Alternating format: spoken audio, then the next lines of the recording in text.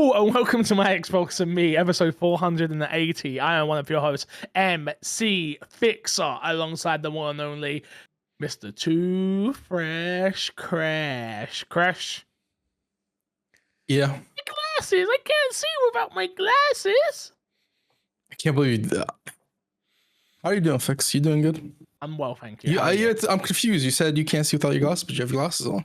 I do. It was a reference. It was a reference between me and you and the one and only Mr. Paul Despawn. Hello, Despawn. I didn't understand that reference.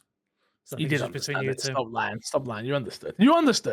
Nope. Look, boys, busy week ahead of us. Well, busy week last week I had. Busy week this week we have. I'm happy to confirm to the audience we have officially finished. Your mic's gone. Your mic's cut out completely. Are you fucking kidding me? Stupid bloody mic.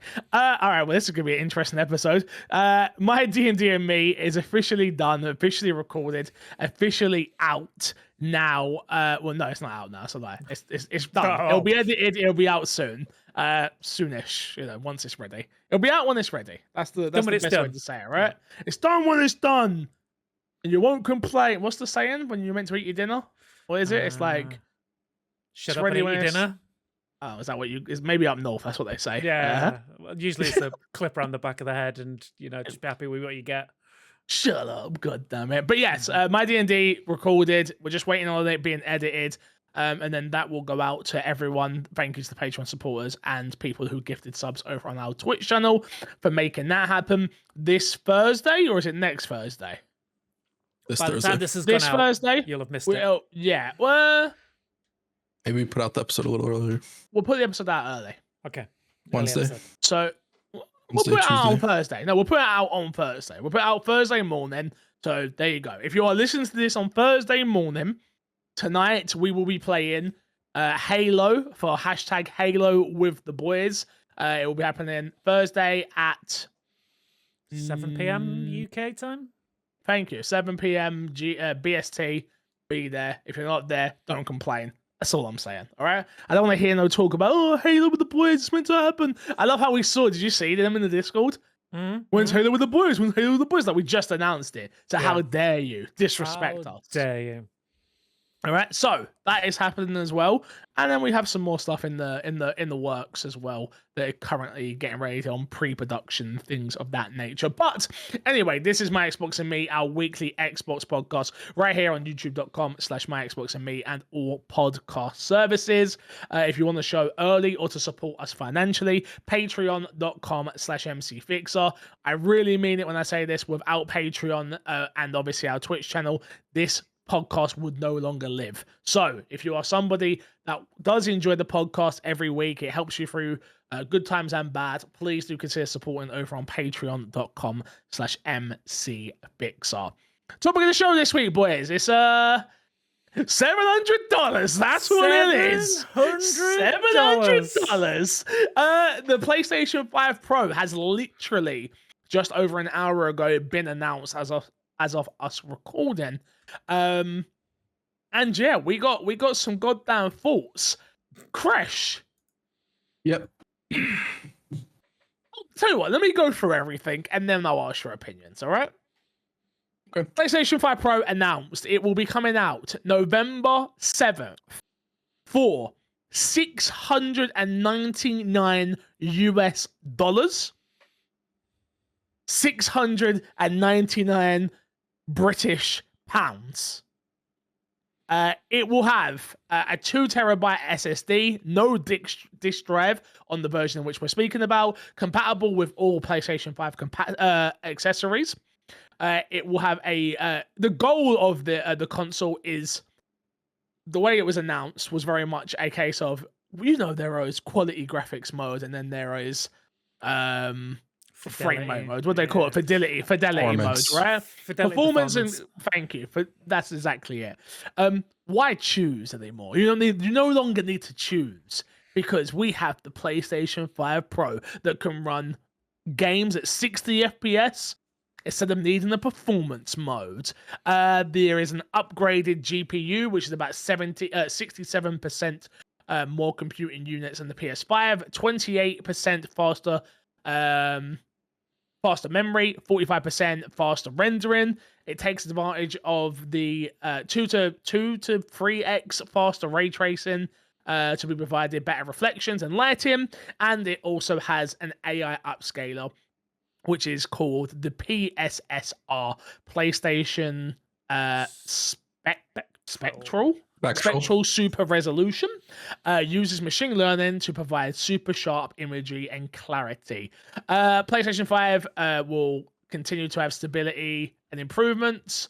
Has 8,500 backwards compatibility titles for PS4, enhanced AI, etc., etc., etc. Some of the titles shown at this presentation was Alan Wake 2, Assassin's Creed Shadows, Demon's Souls, Dragon's Dogma, Final Fantasy Rebirth, Gran Turismo 7, Hogwarts Legacy, Forbidden West, Spider-Man 2, Ratchet & Clank, The Crew Motorfest, The First Ascent, Last of Us Remastered, and more. They are some of the enhanced games on the PS5 Pro. With that out of the way, how you feeling about this, Crash? Let's break it down, and because your initial thoughts I don't really want straight away. More, what did you think of this showcase in terms of how they presented a brand new console to their customer base? Didn't watch the showcase. Interesting. Well, I'll ask that question to Despawn then. I think they presented it in the best way for it not to be boring, because it is very much it is a bunch of stats. Like you said, the 5% bigger, like very flashy graphics throughout. I think they did a good job of explaining the numbers, as it were, of like saying, so it's going to be 45% this is why, and it's a bigger GPU, and it's the graphic of the bigger GPU and all that. I thought for the numbers itself, they did a good job of explaining them, but it did not sell this at all to me. We'll get to that. But I think, and if I'll be honest, have you seen the Spider-Man meme where it's like Spider-Man not wearing his glasses and squinting, and then he puts the glasses on and his everything's fine and clean? I was like that, looking at the side-by-side comparisons, like, are my eyes that bad? I agree with you. There was a difference, but like, like, again, negligible. We'll get into it. Negligible. Mm-hmm. It's kind of similar to the way a lot of like next gen looking games now. It's like, it's a very like, where do you go next gen? You don't improve graphics by that much, because graphics are already really, really clean looking. So what do you do with next gen?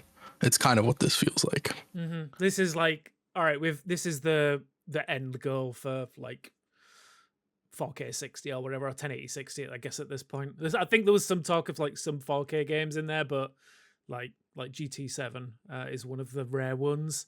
But it was very much like, they were very much like 60 frames throughout. And it's just like, I mean, I guess this is the best you can do with that information. For me, I watched the whole thing and reacted to it over on my Twitch channel, twitch.tv/mcfixer. This was I agree with you, considering Mark Cerny comes out, we all understand we're about to get a lecture in hardware. I think that you're right. They probably did do a decent job of explaining what faster GPU means, what ray tracing means, what PSRR is, and what it means for if you're just a layman watching this being like, I don't get why they're talking about this. Mm-hmm. My biggest issue with this entire showcase, other than the price point, which we'll definitely get into later, was it seems weird to me to show off a console like this and then only show old games. And I think that's where my biggest issue is with PlayStation for this showcase. I think if they had been better prepared, and clearly the games are not ready, otherwise they'd be showing the damn games, let's be honest. Mm-hmm. Whatever is in the works for what's going on at PlayStation, and we don't know much of it anymore, to be honest with you, but it needed something like, and here is the reason why you need the PlayStation 5 Pro. Yeah. With the game. Yeah. Ghost of Tsushima 2, Last of Us 3, which obviously it wasn't going to be that, but I'm just using those examples. Yeah. Like, it needed something like that, because it's all well and good showing me Spider-Man 2, been there, done that. God of War Ragnarok, been there, done that. Like, you know, all of these games that like they look better now. It's like, okay, but I've already played those games. I've already beat those games. Very rarely am I'm not going to pay $700 for a machine to go back and play the games I've already played to look a little bit better. And not only that, we know in your business model now that if you are someone that owns a PC and by the way, to put the information out there, there's people who've been posting on Twitter for a PC that runs exactly the same sort of stats along the lines of what this is will cost about $1,350. Right. Let's make that very clear, right? Which means you are getting yourself a PlayStation. You can play PlayStation games. Mm-hmm. You can play Xbox games. And you can play PC games. Also, it's a PC. It can do 101 other things on top of that. And obviously the price difference will, again, I keep saying we will. Yeah, it's like you say, that like 1,300 is a bit of a jump up there, but for what you get for all that extra, I say 500, 600 pounds, there's a lot that, you know. Yeah. Yeah, but that's also, to be fair, that's also like if you're buying the parts individually and not buying a pre-built PC. Even a pre-built, but even a pre-built was probably let's call it 1,500, right? So it's about $1,000. That's a lot of money. No. Yeah. I understand you're not. I'm just like, I'm just saying you understand, but I have to now be very clear in my speaking. That's fair. That's fair. Yeah. That's fair. I'm not saying it's not a lot of money. All I'm saying is, for a console that's already been out for 5 years now. 5 years? Yeah, 5. When did it come out? 2019? 2020? I'll find out. I don't know when it came out. I actually generally don't. 2019, I think. When did I almost? I think it's 2019. 2019. That sounds right. I think it's 2019. Nope, 2020 November. 2020. There you go. Yeah. So it's been out 4. Yeah, about 4 years at this point. 4 and a bit. You know, bit years. I felt like we were coming to the end of this console generation. Like, I'm not saying like tomorrow, but I was looking at 2026. And maybe we are still getting it in 2026. But I just struggle. I struggle to see how PlayStation are going to sell these at this price point. I mean, go on. I think you have to be looking at who the target audience is for this. I know you mentioned like new games. It's not you. Clearly. It's not Despawn. It's not me. It's the people who have had PlayStation and only PlayStation since the PS4 generation. That's why that backwards compatibility of 8,000 whatever games is important, right? It's not for us. It's the people who have been super hard dedicated into PlayStation for a long time. It's where they play all their games. It's where this upgrade is important to them. It's not for us. It's not for people who have a PC. It's not for people who have been on Xbox.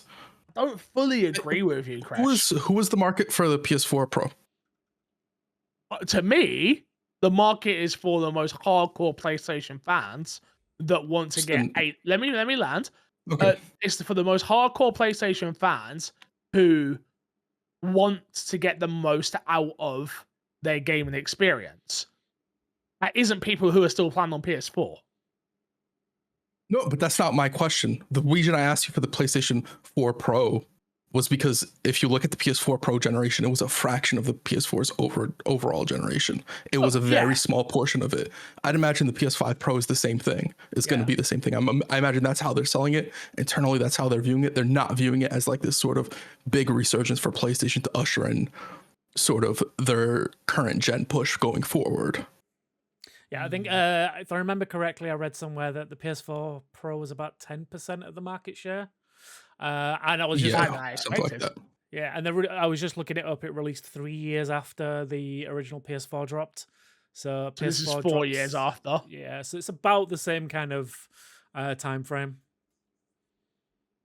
Interesting. Yeah, I look at this as a overall. I'm just like, I wasn't sold on it. I thought it did a bad job of selling me a console. Great job of explaining what the console was and what it can do, but just a bad job of selling me what the console was. Because I do think, for me, and I can't talk for other people and who their target audience is and things like that, but for me, I was actually going into that like, oh, okay, I don't turn my PlayStation on that much, but when I do, I always have a great time with it. You know, Astrobot's now out. Last a couple of games I played on there would have been Ronin, I believe. Oh yeah, last Ronin. Yeah. I think it might have been on there. There's a few others that I think I played, but whatever. I was actually considering picking one of these up if it was at a reasonable price point. And I guess that's where we'll transition into the price point conversation of like, Crash, where does this leave us? $700 for a PlayStation in 2024. That's pricey. That's like really pricey. I was expecting like, well, I say expecting. The rumor's been $700 for a minute for this console. But like I felt like $100 more expensive. The $600 price point, $650, something like that. $700's expensive, and then also for you guys, it's same number across the board, which is a little crazy. That's what always happens. It always happens. It works out. It should have been 650. I think something like that. Usually exchange rate we get about 50 quid less. Yeah, to be fair, also when you guys buy stuff, it includes tax, if I'm not mistaken, correct? Yeah. Over here, you get the tax added on afterwards. There is a little bit like discrepancy there with that as well, but I'd imagine it's not really that significant, right? No. But yeah, $700 for this is just such a hard selling point for, I feel like for most people, even for the way I was talking about it, the target audience, diehard PlayStation fans, I think $700 a hard selling point even for them. Yeah. I think you said it right there. It's like, this is for the most hardcore like PlayStation fans who want the best version of their games, but the majority of them have already spent £400 to £500 on that console 3-4 years ago, and now you're asking them to drop another 700. In fact, it's not even 700. We'll get to that in a second, but for the argument right now, yeah, you're expecting them to drop an extra £700 or $700 for 30 extra frames. That's basically what it is. It's a lot of frames. I mean, it's a lot of frames. It's a lot of frames. But, I mean, have you ever played a game in 1080 30 and God, this is absolutely unplayable on PlayStation? Yes. Yeah. What game? 30 frames per second. I've played games at 30 frames per second where I was like, this game's ugly. I'll lower the quality of a game and play it at a higher. I don't play performance mode.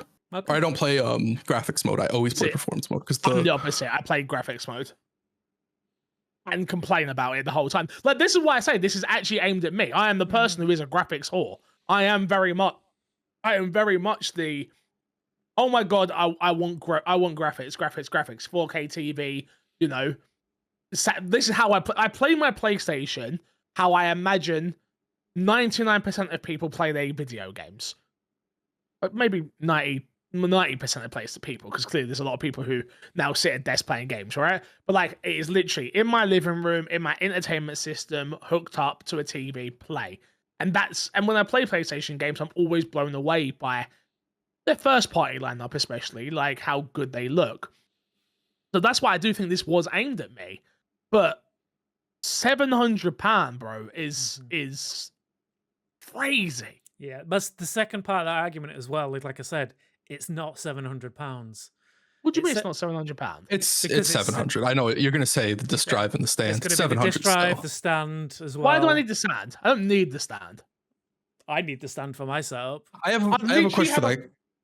I literally have a PlayStation 5 on the floor in front of me right now that sits on carpet. Yeah, well, that's fine, but you can't sit there and act like it don't work because I do that. It does. I have a question for both of you because you guys watched the conference, correct? The stand, does your old PS4 stand work on it? Because I know it's a new stand. Because I know the disc drive works. So if you bought the disc drive for the PS4, it works on the PS5 disc drive. Not so the PS5, it works on the PS5 Pro.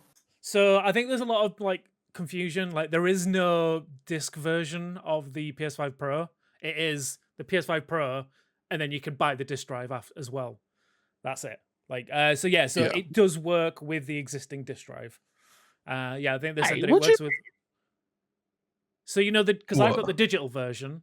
I've got the disc version. Yeah, but the new digital version, they released a separate disc drive that you can connect to it. Oh, I think that's how out of the loop I am when it comes to things like that. Okay, so interesting. Not the base version of PS5 now. Yeah, I can't do it with mine. For the Slim. Slim, you can buy a disk drive attachment, Yeah.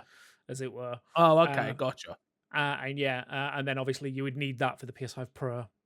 My other thing that I want to talk about this is, look, obviously we've known how it's going to look for a while now because it kind of leaked and stuff, but it's so boring. Yeah, it's the Like, the PlayStation 5 Adidas. Yeah. No, literally, that's what someone said in my chat. I was like, Yeah. oh, damn, it is. But Yeah. it's so boring. Like, do you remember when we got the first ever Xbox 360 Slim? Mm-hmm. And I was like, hey, yo, compared to like the original 360, like the white 360, not the Yeah. Elite, the white 360, and then we got the Xbox 360 Slim. And I was like, I want that just because of how it looked. Mm-hmm. Off the bat, I want that. Like, what happened to making consoles looking good and cool? It's the kind of throwaway from like it being able to run, I guess. Like they want to keep it as small as possible you can, but also Yeah. not overheat every 5 seconds. Yeah, I guess so. I guess you're right. Which is why it's got like go faster stripes and giant air vents on the side now. It does have go faster stripes. You're right. It's got Yeah. racing stripes. I'll be honest, like That's where the GPU comes from. The increases all the stripes. That always happens with your cars. Remember, if you got racing stripes, you go Yeah. faster, guaranteed. that's what it is Guaranteed. nowadays. It's like it's the console version of the PC model. Whereas if you put more RGB in your PC, it goes faster. Whereas on console, if you put more stripes on the side, it goes faster. Fair enough. Well, look, I'll end on this for this topic. Which last question I have is: are Xbox one step ahead in this regard? Like, we're having this conversation, kind of dunking on PlayStation. Obviously, the internet's ablaze right now on PlayStation because it's $700. Have Xbox dodged a bullet? Because realistically, look, PlayStation have not priced it at this because they want to price it at this. Because, if they could have driven the cost down, they would have. Like, have Xbox been one step ahead by releasing the series consoles? In one way, they clearly haven't, because we've heard all of the issues that have gone ahead with the series consoles. But they are in this weird spot right now where it's like, okay, well, as an Xbox owner right now, I don't think anyone at home should be sitting there going, oh, I feel disgruntled because my Xbox is not powerful enough. Like, compared to what's out there now. I don't feel like the Pro is that much enough of a step above the Series X where I'm like gonna be that upset about it, if I'm honest. No, I think like we said that at the beginning, like the PS5 Pro is very much aimed at like the niche of the niche when it comes to Sony fans and PlayStation fans particularly, shall I say. So I don't feel like there's going to be that many people that are going to be missing out. The majority of the games that you want to play will play perfectly fine on your Series X. I don't think. But I'm not saying that though. What I'm saying is though, they're not going to look that much better. No. On PlayStation 5 Pro, like they are going to look better. There's no, but that's what happens when you pay £700 more for a console, right? But it's like we were saying beforehand, it is negligible differences from what was shown. Again, we're talking about the games that were shown. Ratchet and Clank, obviously they're all exclusives, but like Ratchet and Clank, even in their own demo, I was like, okay, yeah, I can see a bit more grass. Like it weren't crazy. Do we see third parties really utilizing this? Like to the degree where we're like, oh my god, I feel a type of way. Literally, I memed about it a little bit on Twitter, but like Final Fantasy announced that they got enhanced mode on PS5, and I was like, maybe. But no, obviously not. Like I'm not that crazy. Like I don't think it's gonna matter. I think the only game that this will matter for is GTA 5, GTA 6. If PlayStation come out and have the marketing, which is rumored to be true, and they can bundle that with like, this is how much better GTA 6 looks with a Pro, then I see them moving some consoles. Yeah. So this is an argument, again, we've seen it countless times throughout the years, but it's like, it very much comes to the PlayStation side, not PlayStation, sorry, the PC side. It's like, when you are developing a game, you obviously have the highest of highs that you want to hit, but you also have to cater to those lowest of lows as well. So you have to cater to, if you want your game, multi-platform game that you want to see everywhere, like granted, yes, you buy the PS5 Pro, you'll probably get the best looking version of that game, but it will play just as well on the PlayStation 5 Standard Edition, same on the Series X, possibly on the Series S. And then obviously the multitude of versions on the PC as well. Like there's always going to be like a range of ways to play a game, and I don't think the difference is that great for it to matter. Like the gameplay is the true paramount beyond all these things, and it's like the gameplay is going to be the same across the board. Yeah, I think unless PlayStation's in like a partnership deal for whatever that game is, you won't see like huge improvements for those games on the PS5 Pro. It'll just be a cleaner version that runs with more frames and slightly better graphics and stuff like that. You'll literally get your 1080 60 version and that's it. Yeah. Which is 1440 60 maybe in some cases. Yeah. I could see every first party like hitting that now going forwards. Yeah. For sure. But the majority of, because again, they only have to develop for like 2 or 3 SKUs and then a year later figure it out for PC. So it's like, but yeah, no, for the time being, I don't see it being like a massive industry change and like the quality of games between one area and the other. Fair enough. So last question, will you be buying the PlayStation 5 Pro, Crouch?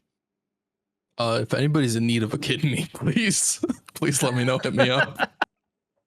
No, I won't be. D-Small? No. Like again, the amount of times I turn on my PS5 now, I'd be ridiculous to, spend another £700 for it to sit there and do nothing. Yeah. I mean, no, definitely not. No. Let's jump into what's been in our box then, boys. Crash, we'll start with you. You always play something. What have you been playing? I've been jumping back into Like a Dragon to finish that up. Yeah. Where you at? Can you give me a little touchstone of where you're at? I just beat the machete guy. Not too long. Okay. Yeah. Wait, the first time. Sorry. That's a spoiler. That's a spoiler. That is a spoiler. That's that is such 100% a spoiler. Yeah, okay, my bad. I apologize. Let me rephrase that. In his... you suck at this. You suck at this so bad. Well, you suck. I know. I literally stopped myself with like, As soon as it left my mouth, I was like, how can I word this appropriately that I don't spoil it? D-Spawn, on the other hand, like, let me in there. Yeah, I apologize. Yeah. So okay, okay, interesting. All right, So, I mean, okay, you got a long way to go, brother. I know. You got a lot of game left. I hope you know. I don't know. Yeah. I don't know if I'm beating that game anymore. I'm moving on to a different game. Oh, don't even. That's nothing. Trust me. You still got. That's nothing. That's nothing. But you got Trust a lot me, of game left. Yeah. Yeah. I'll tell you. So I got into that, like the portion with the machete guy, and I was like, this game's amazing. It's a 10 out of 10. Mm-hmm. I'm gonna blow through this game. And then I got to the point after that where it's a little bit slower, and I was like, oh, this game is it slows down quite a bit during those middle sections between the big story beats. Yeah, that game in general has those moments. I think. It ebbs and flows throughout. It does. Yeah, it does. But I kind of like it about that game. That's kind of one. It gives you a breather after a big moment to like go and be silly and go do whatever else is in the world. Now let me but tell you with the my ending. mind, like I don't want the breather. You can't tell me that, please. Well, I'll be honest. I don't hold that as a. It's not like what I was saying. I don't hold it against the game. Yeah. Okay. Yeah. Yes. To be fair, like a lot of those ebbs and the flows and stuff, like the slower parts, they can be as short as you want them to be. Yeah, that's true. That is true. If you move on, but golden path and a little you're not bit wrong. Quicker, you'll be fine. Mm-hmm. You're not wrong, but like I have personal issues with doing that. Because I'll go on the scooter you have and start driving around, and I see something like I gotta get off the scooter. That was my issue. That was my issue today. But I have to, That was literally my issue today. I was meant to beat a transition in what I've been playing, and I've been playing Star Wars Outlaws, right? And I was like, I'm beating Star Wars Outlaws today, guaranteed. Like I've got, I think, had 6 missions left. With that 8-hour stream today, Crash. How many missions do you think I have left? 6, 5. No, I have 5 missions left. But I did hit one of the missions where I needed an attribute that I didn't have. So I was like, okay, I'm just going to spend today unlocking all of the character attributes.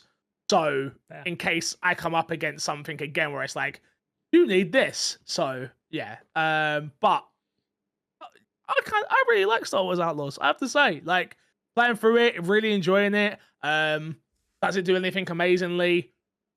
No. Apart from its world building, I'd say its world building it does really well. If you like Star Wars, you're gonna love that game. If you like open world games, you'll enjoy it. Especially being able to explore these planets that you've probably read or watched films about and things like that. I think those are the magical moments in this game. But as someone who's a very I don't even know how to explain my fandom for Stardom. Like, where am I on the level? I'm below casual. I'm below casual. Like, you like space. It's but it's weird. Yeah, like it's weird because while I'm playing it, I can see every single gripe that people have with the game and go, yeah, I get it. But like it's story, right? Like a lot of people don't enjoy the story. For some reason, the story's resonating with me. Same. And I don't know whether it's because I am able to fill in the gaps of this story with my own imagination very well, that it doesn't need to be said. Do you know what I mean by that? Like, there's certain moments in the game where it's like, well, yeah, you probably should have built that out a little bit more. But I get it. Yeah. Like the relationship at the start with Bram, right? And it's like, could that have been explained a bit more? Yes. But I got it. I didn't need more. It's like, she was clearly out on the streets, needed somewhere to live, blah, yada, yada. Like, I didn't need all of that backstory to get there. Yeah. But yeah, I'm enjoying the game. Looking forward to beating it and moving on. Have you been playing it anymore? I completed it before I move run on. credits. You beat it. Yeah. Nice. Where I know you are you doing an official review for it or? Is it too late or should we do one? Up to We you, can mate. do one. Yeah, we'll do one. If people want to see it, I'll do it. I don't mind. But yeah, I mean, I can give you a spoiler of my because today's the day I've been giving you spoilers. Roughly? So initially when I was playing it, I was very much like, oh, it's a solid 7. But now I've rolled credits and I've got like at one point I golden pathed the story. So I did the unlocks for everyone, and then I was like, right, I'm just gonna golden path it and get to the end of it because I've got so many other games to play. After finishing the story and like fully coming to terms with like the story it told, I think it's a solid 8 for me. Oh wow. Yeah, I think I think it's mainly because of the kind of games I like that it's an 8 though. Like I think what they do well. Like I like the stealth mechanics in this game. I love the way of like sneaking around and using nicks to kind of, distract people and planning out the way you're going to get through a certain room and like finding the secret paths and all that kind of stuff. I think specifically trying to sneak around all of the Imperial bases are some of the best designed bases. Awful. Really? I'm just bad at it. It's not. Well, that's not the game design at all. No. The game design is very good. Yeah. And me, at the end of the day, awful at it. So yeah, because we know about you being the stealth master. You can't spell stealth without grenade. No, cannot apparently. But no, because I really love like planning my way in, like using the binoculars to kind of scope out the area, see where guards are patrolling. And then finding like secret vents to go through and stuff like that. And I love that kind of stuff. It gives me, it's not at the production level by any stretch, but it gives me kind of like slight Metal Gear 5 vibes. So when you're coming into a base area, you're like, right, you've got to sneak into this base and get this piece of like intel or whatever. Yeah. And it's just like, finding it doesn't like tell you the way to go. It gives you like a map marker, and that's like, all right, go work your way through the base and figure it out. And then as you unlock skills, and you can use those skills better. And obviously, I'm addicted to Sabacc like you. Sabacc's the best thing in the game. Like Ubisoft, like I just want to put it out there. Like I know you've got the Knicks push in the background, like. I'm all for that. I'd love one if I could get one. But what I really want is a real life Sabacc game. Is it does that not exist? Nope. I had a look. I couldn't find it anywhere. Disney's gonna hit you up with it. Disney? That is wild. It's the next Marvel Snap. If that's no, I don't want everyone keeps saying a version separate game. I don't want a separate game. No. I want a physical game. I'd much rather have than a separate game. I will say that. I want to play Sabacc down the pub with the boys, That's what I want. Bro, I'd love that. Go to a Imagine. pub with bro. Could you imagine turn out to a pub Mhm. and like, yo, what we doing tonight? Oh, we're what's gonna the play back? some back. Mhm. Mhm. Yo, I'd love that. Damn. Honestly, like such a well-designed minigame. Yes, Yeah, simple, but Makes also total that sense. yeah, Yeah. it makes it. Yeah, I agree. I But it's- totally agree. It's the perfect kind of game because it's the classic cliche of like it's simple to understand, but it's difficult to master. And especially when you start chucking in all of the different tokens that you can use to kind of change the effects of the game, and then obviously cheating that you can do in the game. Yeah.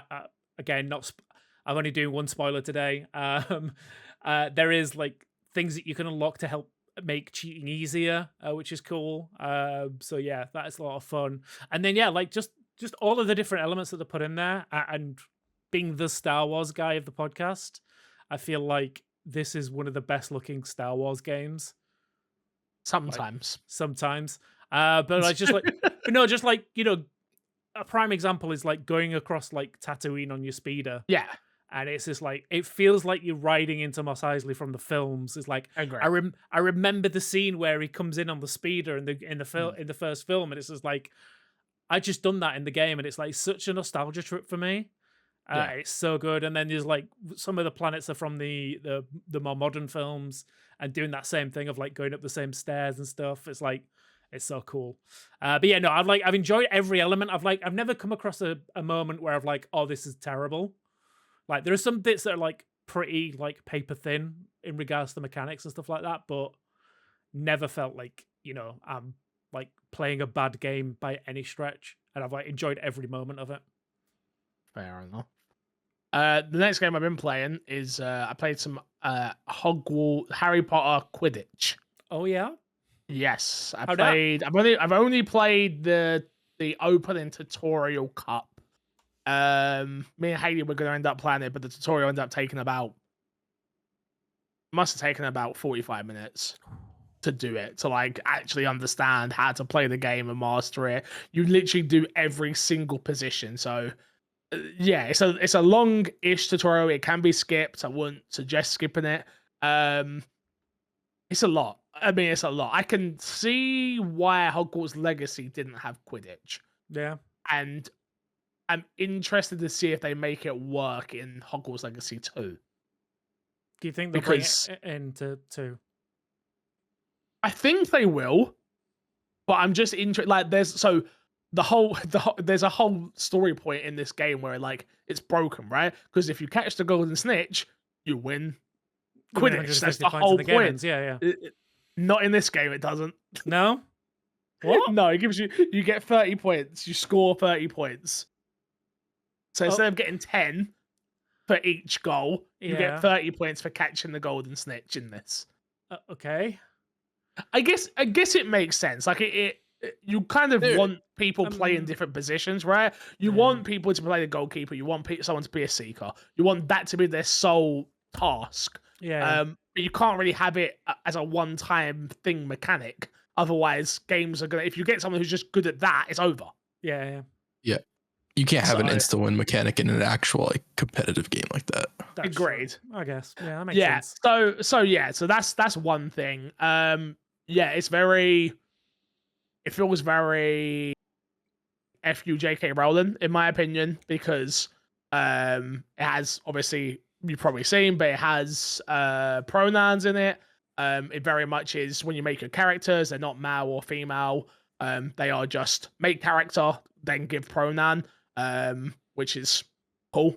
Mhm. Yeah, it's decent. From what I played such a small amount of it that I can't really say if it's good or bad yet. But yeah, it's decent. It's decent. I look forward to playing more of it. I was going to say, like, how much do you feel you put into it at this point? Haley doesn't really like it. I'll be Okay. honest, she's not a big fan of it. She's already said like she likes the world and like being able to see the different cups and things like that. But like actually playing Quidditch, she's struggling with it. It's so fast. Mm. Obviously, everything you're doing is so fast. You're on a broom, trying to like drift around and things like that. It's causing a few problems for her while she's playing it. So she didn't have that much fun during the tutorial. Hence why we didn't carry on playing. But it is fully co-op. The cups are fully co-op as well. Okay. Obviously, it has online as well. Yeah, I think I'll end up playing it again just to play a bit more, but I don't know if she will. Fair. What's the price point on the game? Well, it's free on PlayStation Plus. Okay. For people who have PS Plus. On Xbox, that's a great question, actually.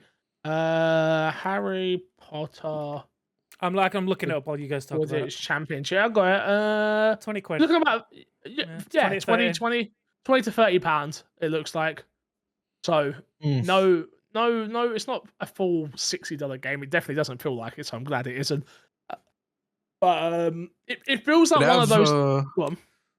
I was gonna ask if I had microtransactions in the game. Not that I know. I don't believe so. Interesting. Okay. $30 on Xbox. Perfect. Yeah, no, I don't believe so. I believe you unlock all your outfits and things like that. It does have a battle pass. I think it does. Okay, obviously, code was provided by Warner Brothers. So I think I must have got the Ultimate super shiny whatever edition, Mm-hmm. which might have gave me like an open battle pass or something like that. I don't know. So I haven't got all the information. Maybe I'll try to have it for next week. So I do apologize. Yeah, it's a quirky Harry Potter game that I think if you are a Harry Potter fan, you would enjoy it. And if you're not going to enjoy it. It's pretty simple, if I'm honest with you. Fair. What else have I played? I think that's it. X-Defiant. Back on X-Defiant. Play X-Defiant again. How's the new map? Yeah. New Rockefeller map. Very fun. Yeah, it's fine. I mean, I'm worried. I'm worried for X-Defiant. I'll be honest. Yeah. Obviously, the rumors are out there right now that it's losing its player base. I will say, when we played, when we didn't have a full squad, we wasn't full squadding up. We was getting about 4 people in our match instead of 5.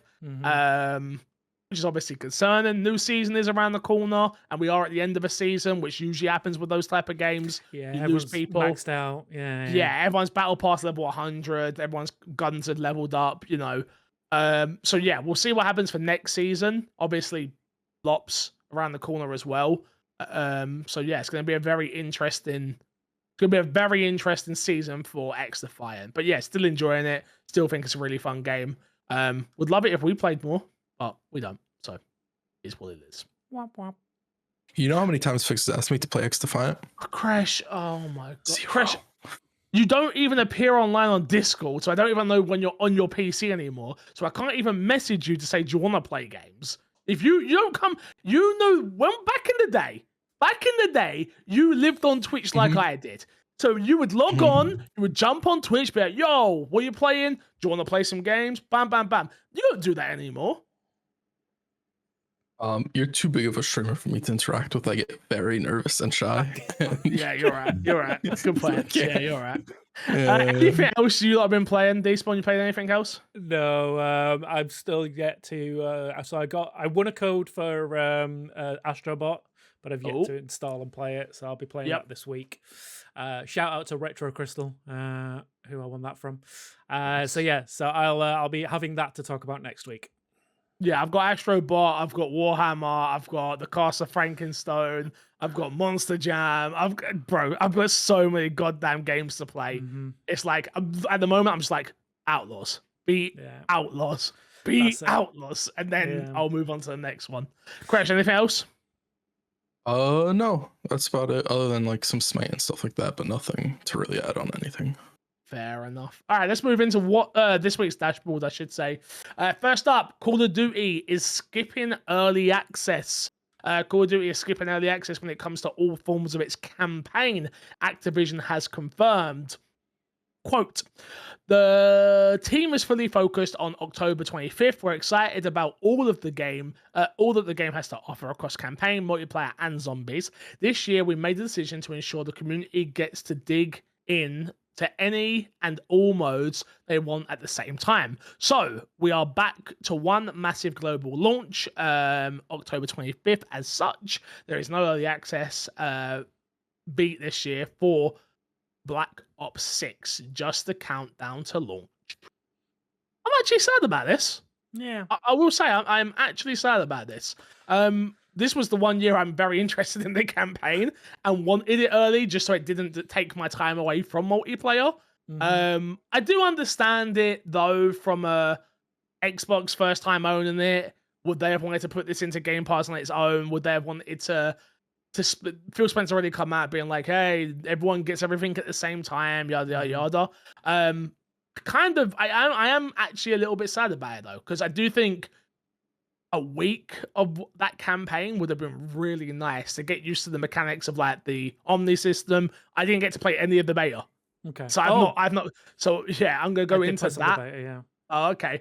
I'm gonna go into that a complete and utter noob. Like, not played any of the beta, not played any of the maps, not done anything. So yeah, I would have liked the campaign early, but I do understand why they're doing it. So yeah. Yeah. So forgive me because I'm a relative noob when it comes to like the campaigns and stuff. But am I right in thinking that in the past the weapons that you unlock in the campaign you get as part of multiplayer in some instances? No. I think okay, that's fine then. Because I feel like I remembered that being a thing at some point, but it might be in Battlefield, maybe, I don't know. You might be thinking about unlocking stuff for Warzone through unlocking in the multiplayer, creating loaded custom loadouts and stuff like that. I don't know, maybe. Okay, it's about the only thing I can think of with Call of Duty. I don't know if you unlock stuff in Zombies, but I don't think Zombies works that way either. Zombies levels up. You can level up guns and stuff in Zombies, but I don't believe you. Okay. I guess yeah. No, that's fair enough. But yeah, no, like you say, I think it's a shame that you can't, like you say, get used to the mechanics. And campaigns are always a really good way of like showing you how those mechanics work because they're very structured rather than just letting you go like ham in multiplayer and figure it out yourself. But yeah, so that's a shame. But I think like I still agree that it's the best way from Xbox's side of like just give everyone access to everything at the same time. Like rather than like, oh yeah, you get early access if you got it at Game Pass, or you pay your Ultimate Edition and all this, like just day one everyone gets access, it's fine. Like it stops those kind of like those conversations on the internet about preferential treatment or whatever it is. It's just like just release it early for everyone, please. I'll take it. Yeah, give it. You know what? Go gold. Release it when it's ready. Yeah, I think also like it'll create a louder conversation for Call of Duty. Not that Call of Duty's not going to have a loud conversation, but you're going to have people praising, hopefully, the campaign on one side and then the multiplayer on the other side. And if one of them's a little bit worse than the other, hopefully the other side would drown that out as well, just creating better, I think, optics for the game as well. No, I do agree. Moving on, we're back onto Harry Potter. Harry Potter video game sequel Hogwarts Legacy 2 is one of the biggest priorities at Warner Brothers. Avalanche Studio, who made Hogwarts Legacy, has now sold over 24 million copies, going on sale in February 2023, and has now generated over 1 billion in revenue. Speaking to Variety, Warner Brothers Discovery Chief Financial Officer Gunnar Weidenfels, thank you, said the sequel is due in a couple of years. Quote, obviously a successor to Hogwarts Legacy is one of the biggest priorities in a couple of years down the road. So there is certainly a significant growth contribution from that game, from that game's business in our strategy outlook here. I mean, obviously it's a is it the only game that's making money for WB right now? Mortal Kombat. Gotham Knights made money. No. Yeah, Gotham Knights made money for them. I'm pretty sure. They did. Yeah. Wow. Yeah, that game sold. It sold. It wasn't like critically well received, but it sold. Yeah, that game. No, yeah. I'm thinking. Sorry, I'm an idiot. I'm thinking Suicide Squad. Yeah, Suicide Squad. No. That's an appropriate reaction to Suicide Squad. Sorry, no, I was totally thinking Suicide Squad. Yeah, because didn't that wipe out like 100 million? Like, yeah, it did not. I'm gonna say, taking that like this thing in here about like what Rocksteady are now doing is heartbreaking as a classic Rocksteady fan. So, according to Bloomberg, staff at Rocksteady are currently working on a director's cut of Hogwarts Legacy, while leadership pitches a return to single player following this live service misstep. Rocksteady reportedly recently suffered layoffs. they're now a support studio.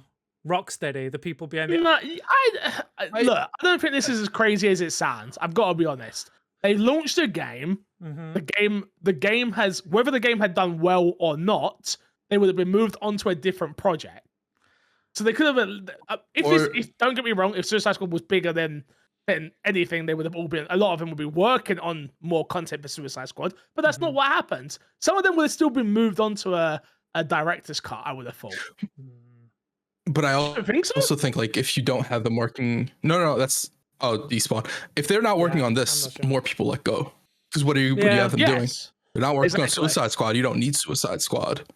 Oh no, I agree. Like, So, I'm happy that they are it's- working, like, full stop. But like, it's just they are truly just some of the best games, and it's like to see them go from that to, you know, what is technically a director's cut is basically just polishing up what's already there. It's what a support studio does.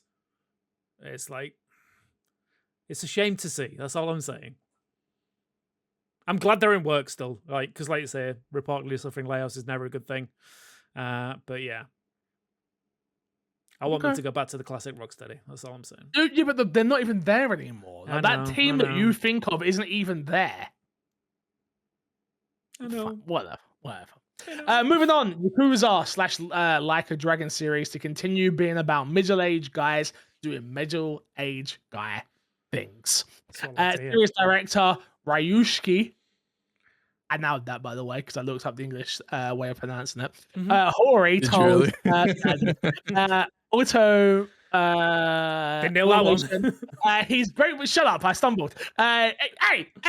Pause the podcast. You're not allowed to take the mickey out of me for reading. You know that. That's part of the rules when you join this podcast. How fucking dare you, all right? And don't edit this out. How dare you? I'm pretending, guys. I'm not actually talking to Despawn like this, but for the podcast, I am. How dare you? How dare you talk to me like that? Do you want to stay in this job? What, you think you're better than me now? Because you got your actual real job in the industry? What, you think you can just leave my Xbox to me? Hell no.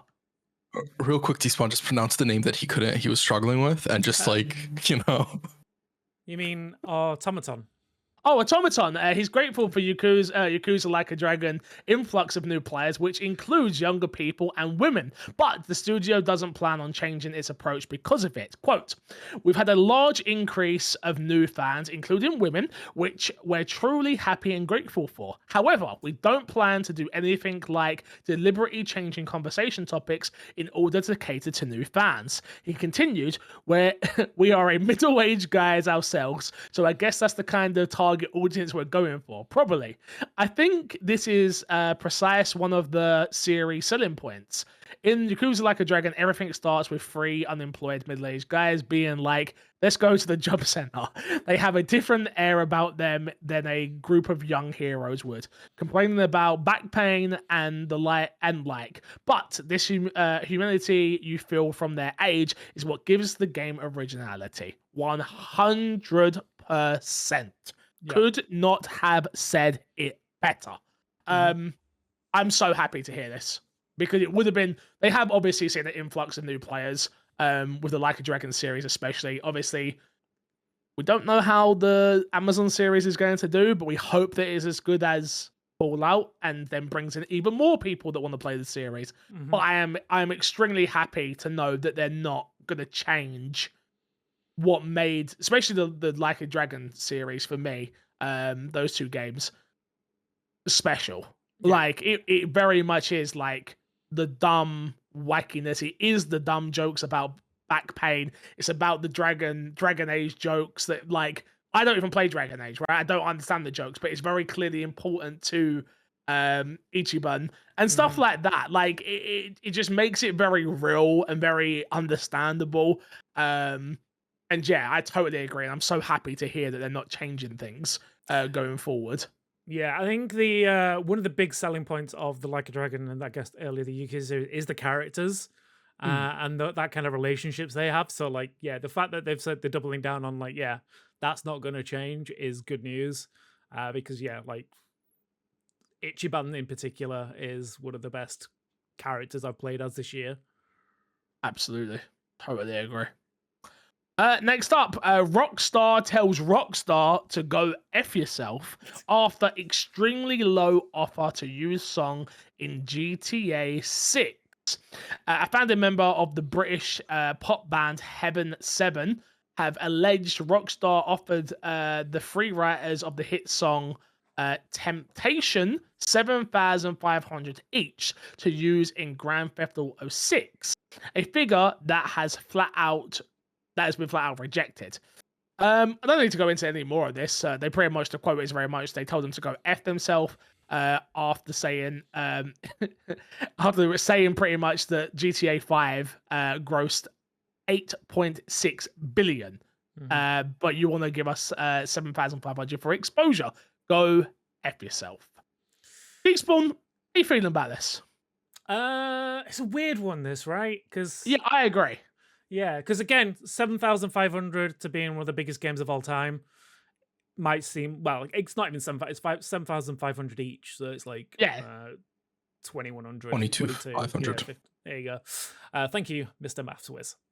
Yeah, it's a low number when you look at it, and like when you're comparing it to like the amount of money that they make, but still, is it? Yeah, again, is it?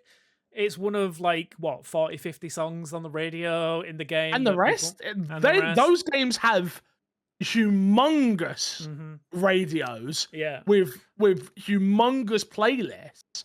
Don't get me wrong, like it's a big song, but it's from 1992. Yeah, you know, it's done 26 million streams on Spotify, right? Like I don't know, man. Maybe my head's just all over the place. Maybe because I'm, you know, as someone who does GTA roleplay and like has my song on the modded version of a no pixel server, and I remember how big a deal that was for me getting songs on there. I think this is old people not understanding. If people love your song, they're then gonna go find it, and you're gonna generate even more money. Yeah, I think there's also an exposure thing, though. It's not an exposure thing. That's what go on, Craig. Sorry. I think there's a bit of disingenuousness when he makes the statement that it's grossed $8.6 billion. Like that's 100% accurate, but like how much of that was through shark cards and stuff like that? That wasn't even like part of the game sale. That would have nothing to do with like the track list as well. I think they're more using it as a like, look how much money this game has generated. Like, how dare you offer us such low money? I would have. Go on. I would have agreed, but he also mentions future royalties. So I do think it is for him, like how much like I would have gotten for this song being in the game otherwise for that price point. The problem is the music industry, right? The music industry is the way the music industry is. And like they don't always see the long end of it, right? Like the way I'm looking at this is like, let's say hypothetically there's 50 songs on the rock station, just the rock station alone. Yeah. That would be $375,000 just on the rock station.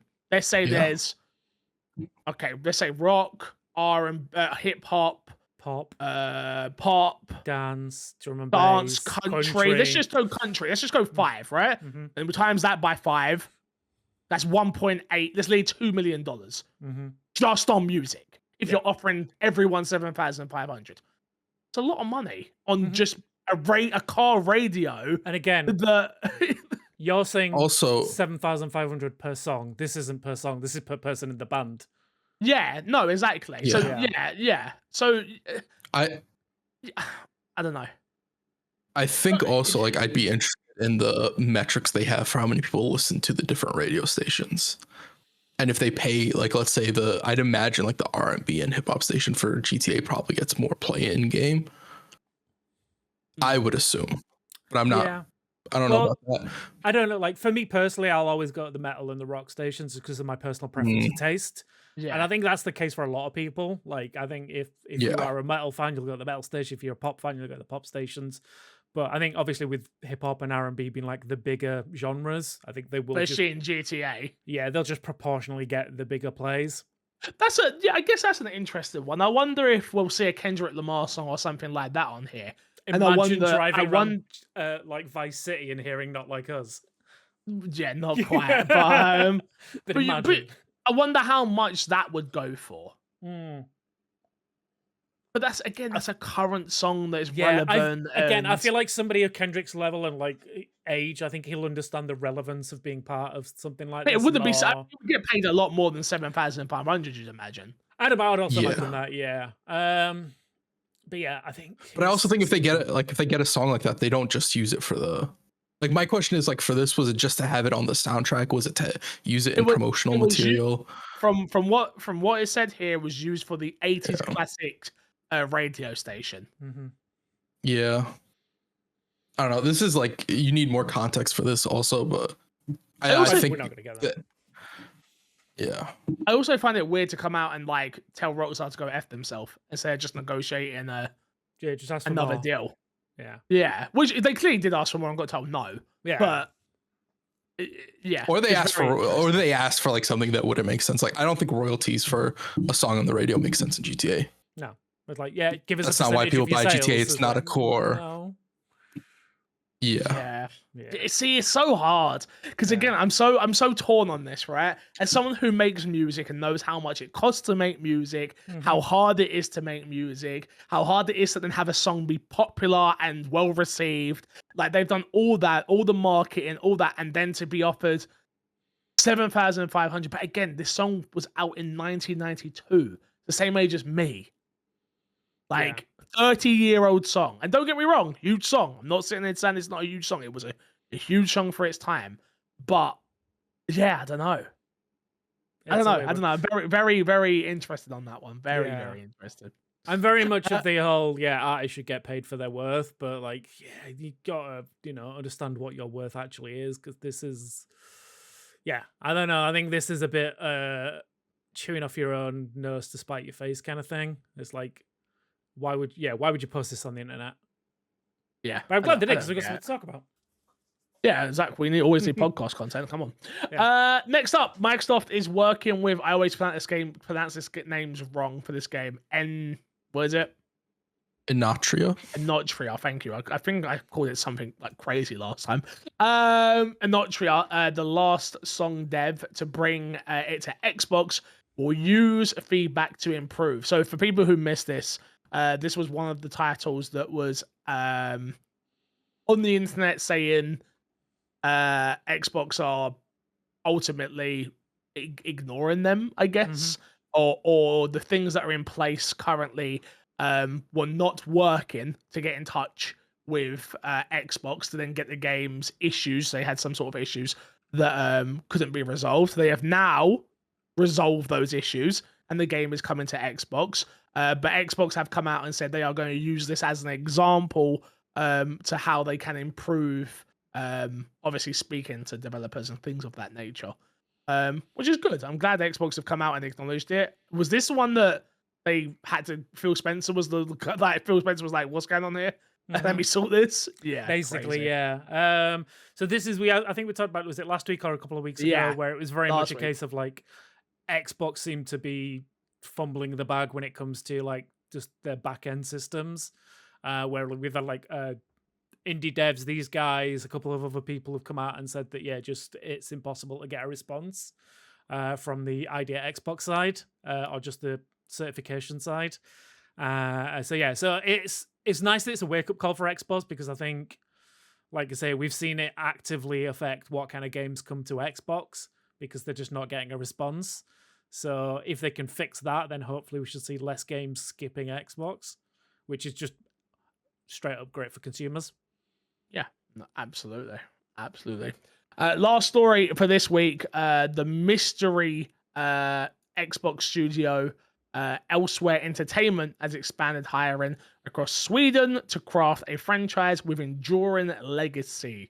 A few weeks ago, it's taken from Windows Central. A few weeks ago, Microsoft subsidiary and prolific mega publisher Activision unveiled Elsewhere Entertainment. Unexpectedly, out of nowhere, Activision revealed that Elsewhere Entertainment is working on a brand new AAA narrative-based franchise, which the firm hopes will redefine the entire genre. Quote, built from the ground up, Elsewhere Entertainment is a premier and standalone studio dedicated to establishing an environment that inspires bold and diverse ideas. The team's underlying mission encourages everyone to explore and collaborate creatively to craft a franchise with an enduring legacy that resonates far beyond games. The talented team from Elsewhere Entertainment consists of a collection of storytelling experts who have credits in The Last of Us, Uncharted, The Witcher, Cyberpunk, Destiny, The Division, and Far Cry. End quote. Very exciting. It's very, very exciting to hear. I am also very scared when I ever hear things that say Beyond Gaming. I will say that. Nothing scares me more than when you're trying to create a franchise that will look, I've heard it from so many things now that Destiny was going to be what was Destiny their big thing when they came out. Well, this is like the 10-year journey, and like it did have a 10-year journey over Destiny 1 and 2. It was a journey. It was a journey, yeah. If something survived 10 years and then wasn't successful and is in the state it's in now, I don't know if that's a good thing or a bad thing. Again, my Xbox and me always been getting 10 years. Maybe it's time to hang it up. Let's be honest, boys. No. Maybe it's time. No. Maybe no. Okay. All right, No. I'll keep that. I'll see you next week. I think for me, the Beyond games on top of here's a list of the people we have that have worked on these games that usually I don't feel like it adds.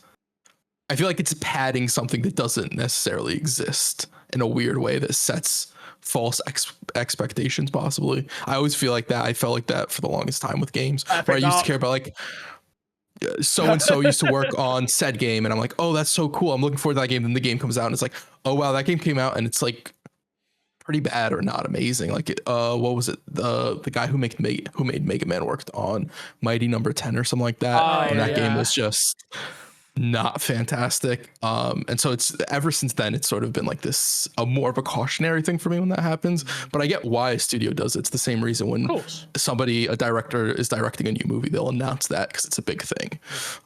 Just always something that I'm a little cautious about. Well, I mean, look, think about this podcast, right? How many times do we say we wish Xbox had a game like The Last of Us or Uncharted? Mm-hmm. So they're not then going to use, if they've got staff from Naughty Dog, they're not then going to be like not going to bring that up, right? Like it's an easy win with an audience. Like from successful games like The Witcher and Cyberpunk, like we don't know what they did on that. They could be working in PR. Like, True. I'm sure they're not. I'm sure they're not. But they could, like, literally, if you get a credit in a game, doesn't make them a developer. Like, they worked on the game. It doesn't mean they made the mechanics that make The Last of Us and the Uncharted and The Witcher and Cyberpunk great. They literally could be the art department, which I'm not saying the art isn't like super important. That's not what I'm saying. But I'm saying, like, from a game perspective, right? Like of mechanics. Like, the reason we like The Last of Us isn't just its art. It's a part of it. But it's the reason we enjoy it is because of the game itself before anything else, right? If they had the writing, The Last of Us had the writing that it has, and then the art style it has, but mechanically it was a terrible game, it wouldn't be held in the same regard that it is today. So I just keep that in mind, audience, when you hear these quotes and statements. Yeah, the way that I look at this is very much a case of they're trying to say, obviously, this is going to be a narrative studio that works on narrative games. So here's a bunch of narrative games they've worked on in the past, and it's like, so, you know, just kind of like setting expectations. It's like they're not going to come out with the next Fortnite. Do you believe this will be a third person game? Probably. Like, I mean, almost everything. Well, I don't know, actually, because there's a good mix of third and first person titles I've listed here. Yeah. Right. I think Cyberpunk, whatever Destiny, makes sense for whatever game they're working on. Yeah. Okay. Fair enough. Yeah. Crash. I'll be honest, like, if go on, sorry. I was gonna say, like, if we're being honest, like, I think that developers these days are smart enough to be able to work in both third and first. It is. I wish more games did what Resident Evil done with Village. Oh yeah, where you can do both. I love that. Yeah. A lot of work goes into that. Is the only thing. Oh, yeah. I mean, look at how janky a Fallout character runs around in third person compared to. Well, that's what I'm saying. I wish it was to that level of what Resident Evil is. Yeah. Like fully, fully, you can play that game in either or. Mm-hmm. Yes, it took months afterwards, which I've always said. Like, I hope the next Resident Evil launches with both to appease both sets of audiences. But yeah, you're 100% right. It's not easy. And Resident You Evil is a know- very different game to like, some of these other Cyberpunk games. So, or yeah, exactly. You know Go what on. else? Do you know about the game Guess That Game? Oh By my any chance, god, this folks? guy is a professional. What a pro. I know about that game, mate. I know about that one. I don't. I never get it So right. Tell me about it. you don't? So let me tell you about it. Despawn. Okay. Guess That Game is where I, who am the host this week, pick a game, and you and Fix will both have 1 minute and 30 seconds to ask yes or no questions. I'll proceed to answer them, and then at the end of the 1:30, maybe I'll give you guys an extra question or two. You guys will proceed to give me a guess on what the game is. If you win, you get the points. If not, you get nothing. Fix. Points, please.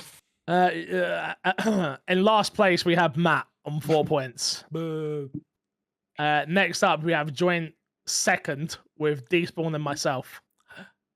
Which, by the way, I find awful because Yeah, he's terrible. I'm he's terrible. ferocious at this game.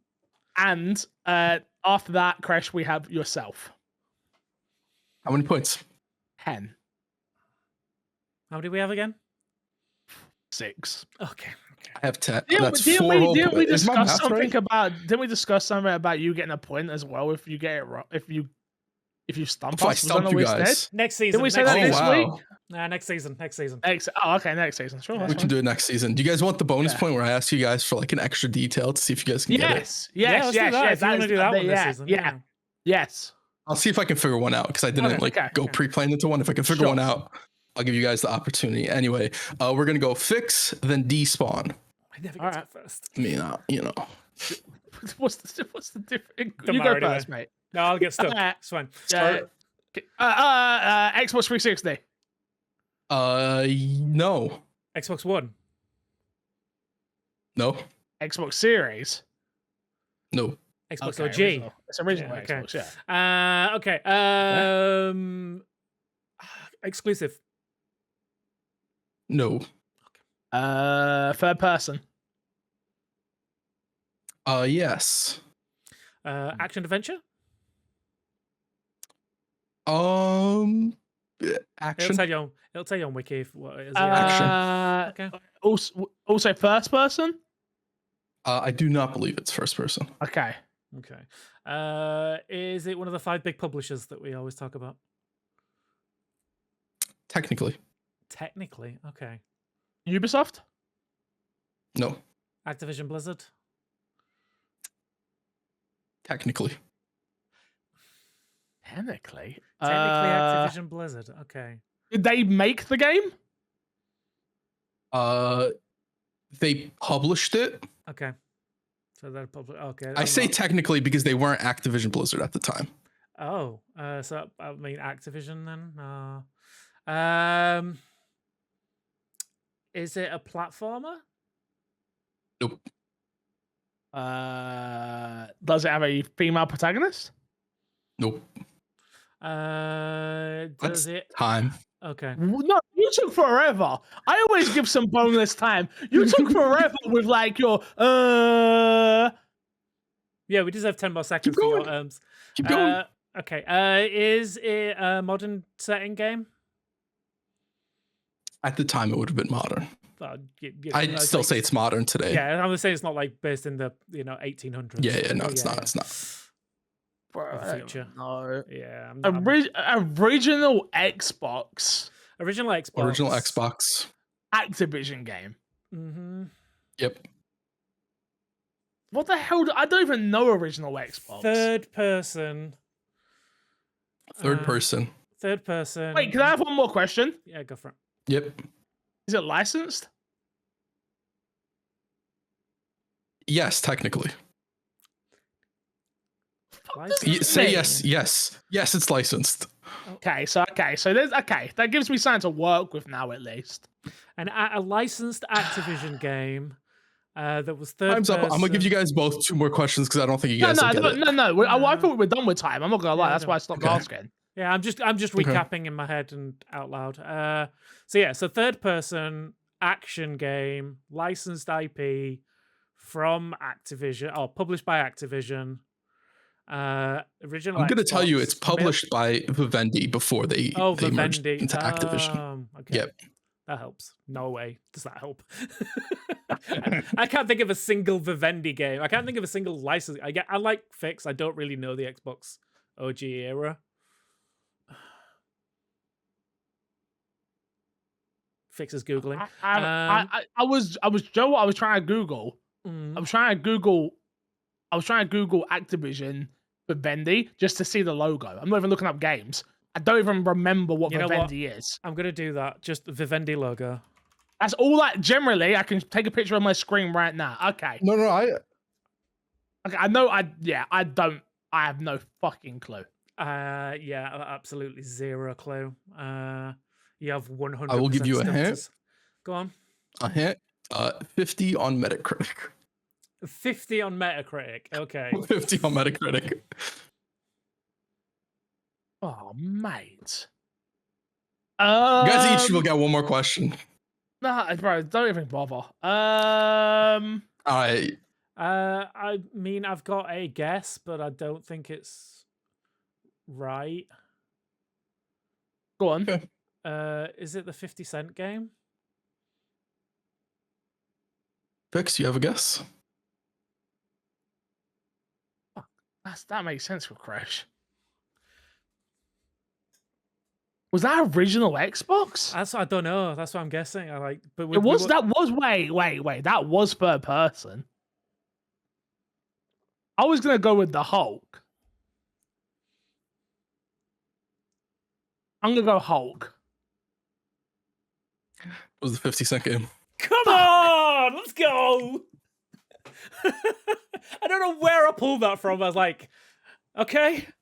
When you was because I think it's It when was you the said 50 Cent game. yeah, it just jumped in my head when you It's said technically an IP. when you said technically an IP, and then you went technically yes. I thought I gave it away with the technically an IP. I'll be honest. I mean, you did eventually. My brain caught up, but that's what we need. We need to do this game. Wait 5 minutes so I can get my answer in my head, and then I'll be fine. Yeah, we probably spent about 10 minutes on that segment just for you to true. get an answer right correctly. Well, I mean, all did right, work well, for you. you get a point. You get a point. Yeah, it didn't work for me because I didn't want to just go with your answer. All right, I went split difference. Have fun. All right. That leaves you on 7 points now, Despawn. Congratulations. Yeah, it won't last. No, probably not. They showed me to fix a sack before we get out of here. Beard says this. What's one... Oh, you remember you can email them my Xbox and me podcast@gmail.com or ask us questions in the Discord. What's one or two... Beard Crumbs, by the way. What's one or two games you guys feel didn't get a fair chance or were judged too harsh by the media and players? Interesting question. Rise, Son of Rome. Yeah. Oh, absolutely. Mm-hmm. Well, did that? Can you check the Metacritic on that for me? Can do. I'd love to know. Yeah. I'd be interested to know what. I'm trying to think of games. Personally, yeah, let's have a look. Yeah. Yeah, I mean, it's sitting at a 60. Oh, okay. 6. Interesting. Yeah, 6.4 for user score. That game was a beautiful game, like Crytek. Was it Crytek? Yeah, Crytek. It was Crytek. It was Yeah, Xbox Crytek. One launch. Yeah. It They was. always make pretty games. I remember the scene. A game that came out that. I'm trying to think. Like, I got games that I loved. I don't know if they critically did badly though. If I'm honest. I mean, the one that jumps into my head right now is the one I've just finished. Is Star Wars Outlaws. I think that's got a bad rap. Yeah, that's recently biased though. Yeah, but I mean, it's the first one that jumped I think a lot of people just kind of dismissed that straight away. And I'll say, let me say it like this. I don't know if it critically did poorly or not, so you can check the Metacritic on it, but the Godfather games 1 and 2, both were, for me, very, very, very good games that I really enjoyed my time with. And that type of game just doesn't exist anymore. Not like it being on an IP or anything like that, but just like AA, I know it's a AAA technically by EA, but that type of game just doesn't exist anymore, which is a shame. 77 for the first one. What about the second one? Let me have a look.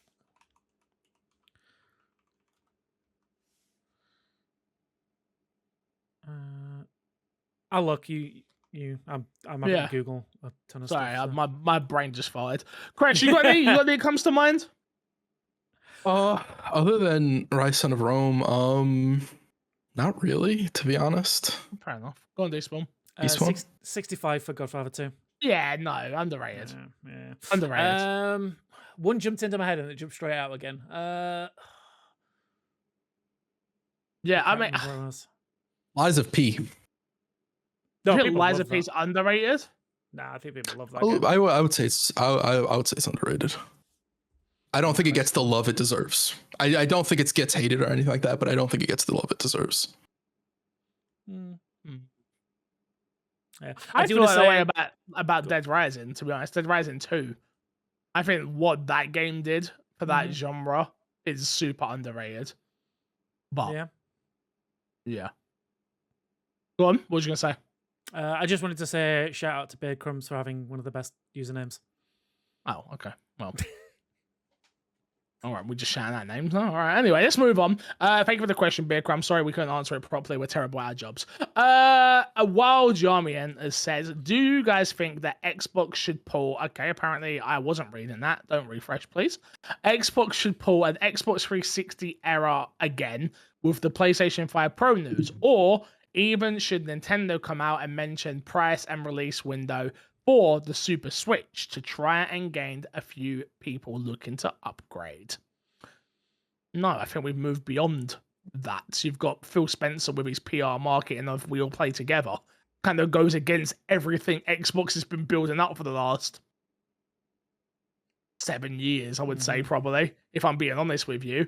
The mantra now is, we're an ecosystem, play anywhere. Yeah. Like, you can't then come out and be like, haha, your console costs $700. Like, you're an idiot. Like, even on Twitter, the admins on Twitter now, like, congratulate each other, like, all the time and stuff like that. Like, no. We're not in the 360 era anymore. No. But even going to, like, one up and like, try and release a better product, you have to have something to release. B, if Xbox announces a new console that's supposed to be like an Xbox Series X Pro or whatever they would call it, realistically, it'd be more expensive than the Series X, which is $500 if I'm not mistaken. So what are you looking at, like a $600 price point? I don't think that's going to make the headlines you want it to make, because people would still look at that and be like, that's way too much for a console. I'm not buying that. Yeah. So way too much for a console. I don't think it would third place. Yeah. Yeah.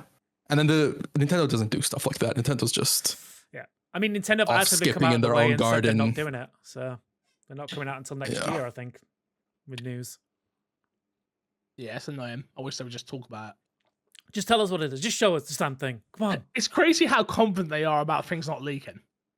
Yeah, I mean, like, so considering we know it exists, it exists. But the fact they're like, yo, they've got the specs and everything. They're just like, no, we're not telling you. Yeah. I think also with like Nintendo's like been very proactive on the lawsuit front in general. So people are probably just like afraid to like just say anything, because they're like, no, we might not lose the lawsuit if we say anything, but we're sure as hell going to be like pulled into court for however long, because Nintendo will do it. Yeah, that's true. Yeah, I think very true. The last leak I can think of for a Nintendo thing was when the OLED got leaked. Because it started when it was in manufacturing, and someone's posted like a really fuzzy picture of the actual case for it. I was like, "Look, this is the OLED model." I was like, "That's the only thing I can think of it leaking," and that was just from like the actual warehouse. Oh, didn't like Breath of the Wild 2 also like fully get leaked, like the full game online? Oh, maybe. I think so. Yeah, I'll have to look that up. The sequel did get. I think it did get fully leaked, but it's a very rare thing for it to happen to Nintendo, and when it does, it's generally like a bigger thing, regardless. Yeah, interesting. But yeah, I don't see a reason for any of them to like really try it. Let Sony like land on their face and let them just eat mud for a little while. I think that's the best thing you can do. So did you see the picture I put in the community Discord? No. Oh yeah. It's like Concord, it's over. Oh yeah. Bart, we're back, baby. PlayStation 5 Pro. God, we're dead again. Like, it's like, damn. Yeah. It's been a hell of a week or 2 weeks for Sony, I have to say. Yeah, I mean, to answer Yannick's Yeah. questions, like fully, I think like Xbox doesn't need to do an Xbox era thing. It's like PlayStation are doing enough damage on their own by trying to sell you a £700+ console that does marginally anything. And then Nintendo are just going to do Nintendo whenever they want, because they don't. At this point, they're not directly competing with anyone. Like, if you are even a marginal Nintendo fan, you are buying the next Nintendo console. Like, there's going to be something on that. Yes, I am too. All you need to do is make Mario Party. That's it. Mario Party, Mario Kart, new Zelda, new Mario. Bro, I actually got excited. Someone mentioned Mario Kart. I was like, damn, we've not had a new Mario Kart Nope. for like a long time now. Like, I'm actually excited for that. Yeah. That's the Crazy. thing. Like, and we're getting a new Mario Party soon, by the way. Don't forget Mario Jamboree. Party. Yeah. When does it come out? This year. Did it have a release date? Yeah, this year. This year. We all buying it? You're gonna make us 24 play hour. it, so yeah. How about a 24-hour Mario Party stream? No way. What would I would have be to the do end to of- make that happen? Pay me. It's not happening. We all know that ain't happening. Jesus. Look at this guy. All right, moving on. Before he starts getting the HR department involved, Sushi Gamer 76 says, with the price of the PS5 Pro being $700 without a disc drive, could this set up a new standard for console pricing? And would this influence console gamers to go to PC? Especially considering most exclusives are now on PC and PC hardware is getting more affordable. Do you know what? This question's come at the perfect time, right? Because I've been having really bad issues with my PC, as anyone who watches my streams know, where I'm just like, I literally said to downstream, I'm like, I'm just getting codes on Xbox again. I'm done with this. I'm done with this. Like, it's getting on my goddamn nerves. Star Wars, and it's not Star Wars' fault, it is my PC, has crashed 20, 30 times midway through missions. And, oh, man. When PC gaming works, it is the best thing that ever exists. Yep. I'm talking frame rates, I'm talking graphical fidelity, I'm talking customization, I'm talking all of it. And the minute that things don't work, oh my god, I go running back to my console so fast. Yeah. Like, we played I forgot to talk about it. I played Deep, what is it? Still Wakes the Deep. Still Wakes the Deep, thank you. Played an hour of that on console, on my sofa, like, and I was like, it just works. Everything works. Like, yeah. To answer the question, no. I don't think so. I think ultimately, maybe there will be people who are later adapters to the PlayStation 6. Because I think you're going to see launch title games now. I don't think they're going to exist anymore. Cross-gen all the way. What? I think it's going to be cross-gen all the way. Like, there will be games that come out at launch, but it'll be like, you can play it on PS5 and PS5 and PS6. I think launch titles are a time of the past. Like, consoles are iPhones at this point, right? Yeah. Where it's a case of you will just keep upgrading until it gets to a point where it can no longer support your version of console. So yeah, I don't know. I don't think so. I just think people are going to hold on to their PS5 longer, or their PS5 Pro if they decide to buy it at that crazy price.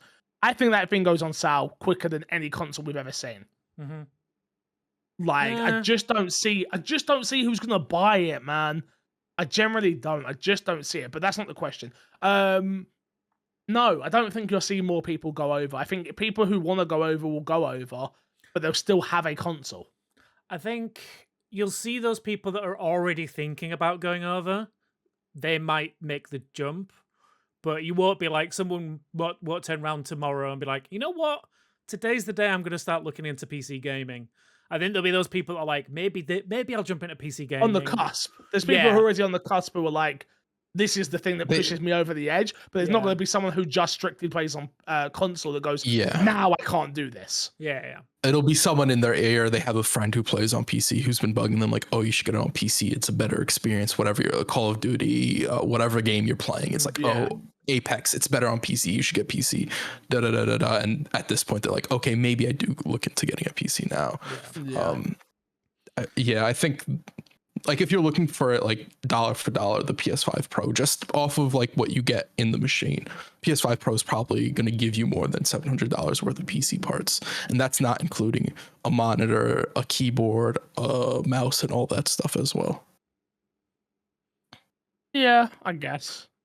Yeah, you can get very good bundle deals nowadays. Like that's the one thing I'll say. Like again, I know I've been told I'm out of touch with society. People forget that like it was only 5 years ago that I was buying all of my own games and buying all of my own PCs and things like that. But yeah, I think sometimes we all forget like you don't start off with your Logitech mouse and your Logitech headset and etc. Right? You start off with you go into Poundland and they've got like the $5 keyboard and mouse, the gaming section in there, and you start off there. Amazon, I remember my wireless Amazon £10 mouse that I ended up, I think I gave it to some people. I gave it to tricks and stuff, like all that stuff. I'm fully using an Amazon Basics mouse at work because I'm not paying extra for a fancy mouse. Yeah. So yeah, I don't know. I do agree with you to some degree, Crash, but yeah, PC gaming is not as expensive as like people make it out. The problem is whenever you see like a check out my setup PC, it's always a £3,000 PC. It's never. No, go on, please. I just want to clarify. I said dollar for dollar. If you put $700 into a PC, you're not getting close to what you can get on a PS. Yeah. Agree. That was more so what I was saying. No, and you're 100%. Because I do think there is an entrance point. I think if you're getting a PC, I don't think most people should jump into the deep end of getting like a $3,000 PC. If you don't even know how to upkeep a PC, you should be cleaning out your PC regularly. There's a bunch of stuff you should be doing with a PC. Bro, the amount of people who buy gaming PCs and then refuse to like, it's not working. You updated the drivers. What's that mean? I'm like, come on. And the biggest culprit for that, my fiance, does my head in. Yeah. She's the worst for it. I don't know how many times I've showed her how to update a graphics driver. She refuses. I've said it so it just tells me when it needs an update, and there you go. No, but she doesn't. Do you know what's weird? I don't know if your partner does this at all, Despawn. I don't know if your right hand does this, Crash. I'll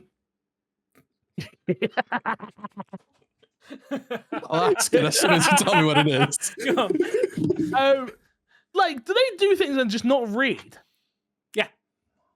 Like, while playing, like Haley does it all the time. We're playing Hogwarts, Quidditch. Harry Potter Quidditch, yeah. And like I was like, "Oh, what item did you get?" And she's like, "What are you talking about? I didn't get an item." I'm like, "We are literally playing the exact same game.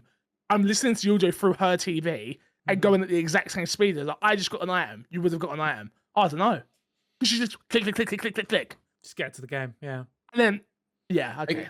Long as I'm not. I can tell you, times. my right hand does do that because I do that. Yeah. Oh, you do that. Yeah. Because I'll figure it out. Yeah. I'll get to the point. I'll figure out what I got and what I'm supposed to do. Yeah. Jesus. Frustrates the hell out of me. Yeah. Do you ever go back and like watch the tutorials after the fact because you didn't watch them the first time? No. I'll figure it out. Just figure it out. Okay. I'll figure it out. I'll mash my head against it. I mean, I never do that because I read the tutorials when they pop up on screen because, you know, I'm a proper gamer. Hardcore gamer, some would say. But to answer the question, Sushi, no. I don't believe we're going to see an influx of people. I don't think we're going to see an influx of PC players from console because of the PS5 Pro. I think you'll see it just as the industry keeps changing. As games keep getting more expensive and you go on Steam and you see a Steam sale or, you know, and paying for online, everyone's always looking to like reduce their costs, right? Like not paying for online for playing online PC games is huge. Like I don't think you can underestimate how big that is. And then obviously you've got the platforms that are fighting for your love right now with Epic Games. Epic Games are giving out like Callisto Protocol and like top. That was on my Steam list, and I was like, oh, I'll just grab it there, sorted. Like there's good, and then Steam, obviously, we all know about the Steam Summer Sale where games just go on ridiculously low prices. It's just stuff you don't get on console. That's not to say that consoles are not good and not amazing. We all own them, but that's why you're going to get people going over more and more and more. Not because the PlayStation 5 Pro costs $700. Yeah, like I think people would just speak with their wallets and buy the base PS5. Yeah, I think the key argument is it's the simplicity of everything. While like you could just spend £700, $700, and you get a machine that works and sits under your TV.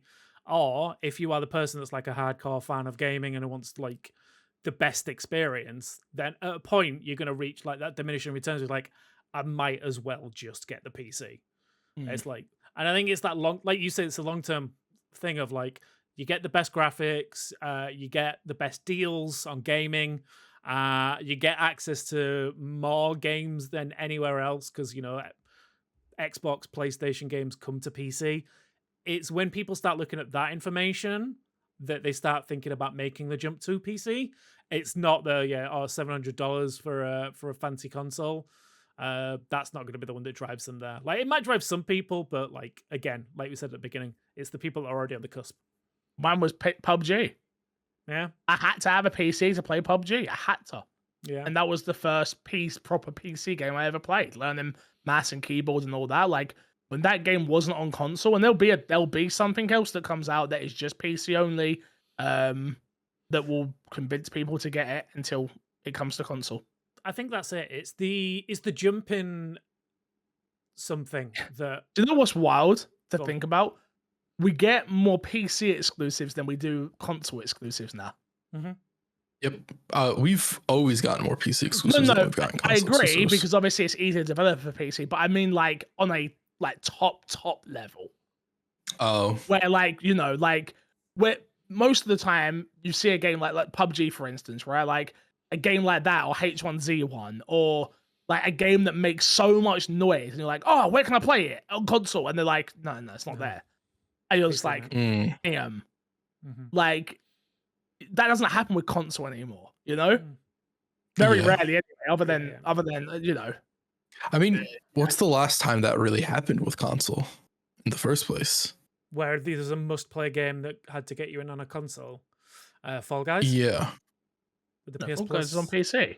No, but It was on PS Guys, I think, Plus, was but it was on PC. PC. Yeah, true. Yeah. I bought it on PC. It definitely was on PC. Yeah, I've got it. Yeah. I can't think of a console-only game then. It jumps out. The last console-only game. Go on. Among Us? Would you put Among Us? Oh no, Among Us wasn't that was PC. PC. Console That was was PC. PC only. PC. Yeah. That was, let's see, that was huge. Where people are like, yo, Yeah. I have to have that. Lethal Company was a similar one for a short while. Like you could No, not but on not that to same the level. scale. But yeah, but it's Yeah. like it was the thing for a week. Yeah, not from the same scale though. Yeah, like I'm trying to think console though. You're right. Like, I don't think it's. I can't think of anything the other way around. My mind goes to like fucking Halo 3. Like if I'm thinking of like big that must far back, buy yeah. thing that releases. Because like you have single player moments of like Last of Us, but I Last of think Us, that's still like more niche. It's more. Well, I it's like wouldn't- I in a wouldn't call- dome or whatever. I guess I wouldn't call Last of Us niche. Not but yeah, it's not niche, but it doesn't. It's not like the way a multiplayer game is when it's when it blows up and it's like, oh, you have to get this so we can play together, etc. Yeah. etc. No, Last of Us I agree. didn't really have that because the multiplayer didn't move like that. It was you have to get this to experience this game. yeah, Yeah. which is why I bought a PS3. Was for The Last of Us. Yeah. Crazy, absolutely mental. But yeah, interesting conversations. All right, boys, let's plug and get ourselves out of here. Crash, what you got to plug this week? The My Xbox ME YouTube page where we've been recording stuff. We have, like we mentioned earlier, the My Xbox ME D&D, which will be hitting there at some point. I don't want to give a date because it needs to get edited and stuff like that. But that is fully recorded, as well as some other bits and bobs that we've been working on that you guys will hopefully see over there soon. Also, podcast reviews. Leave a podcast review. I'm just going to say this every time. You got one? I do not have one, no. No, we Do ain't you? got one either. No, I won't even check. no, we haven't got it. I checked already. God damn it. Dude. D-Spawn, what you got to plug? My PayPal, where you can send me $700 so I could buy a PS5 Pro. No, I'm gonna plug the Twitch, where if this episode does go out early, you will be able to check us out on Thursday to watch Halo with the boys. And if you miss it, The boys. you can watch it on YouTube after. You can watch it on Twitch as well, technically. Yeah, the VOD will be up. Technically, you can if you really want to. Technically, yeah. You could just watch the I clips wouldn't. of us failing. I wouldn't choose to do that. No. I I don't think I can't think of a time I've ever gone back and watched a VOD. Oh no, I lie. I did. I did recently. I did the European Champions for Valorant. Yeah, I was gonna say the only time I ever do it is for like something like that. Esports thing, yeah. Kind of funny. I used to watch a lot of their VODs. Yeah.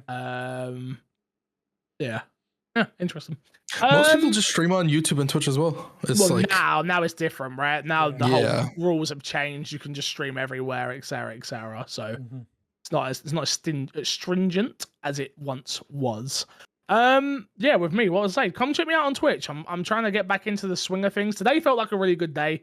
Played some games, did a reaction stream, got a clip from it. It kind of did well on socials. I'm getting some engagement again. So yeah, man, come check me out on Twitch. It's been a lot of fun. If you enjoy live gameplay / reaction content / just hanging out with the best people on the internet, come and check me out at twitch.tv/mcfixer.